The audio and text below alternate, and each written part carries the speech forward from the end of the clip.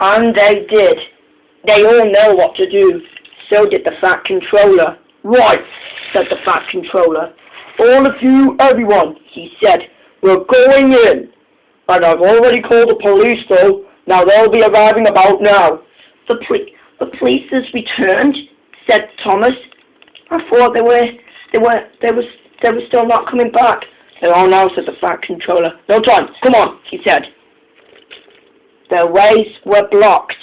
Now Dodge and Diesel won't be able to get out. You Diesels have caused confusion and delay. You lot are traitors, he said. Get into the smelters.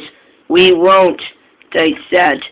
And with that, their ways were still blocked. But just then, Dennis and Emily blocked their ways, so now the two Diesels can't get through. Ha ha ha ha ha, said Dennis and Emily. Now you guys can't go through. Oh, they said. Thomas went in. Now, Hero, he said. And with that, Hero gave Dodge and Diesel a big bash, and the two of them came off the tracks. They said, and they were all derailed. And with that,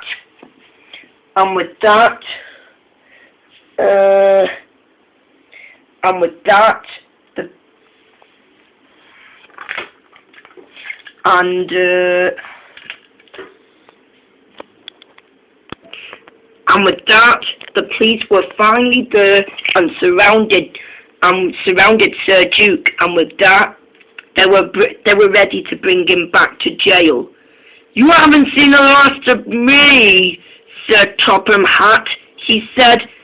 No, you haven't seen the last of me. Get in, said the officers, and he was in the police cars. And with that, the Duke Controller was ready to be taken to jail. And with that, the police cars were gone, while Sir Duke was ready to go back to jail.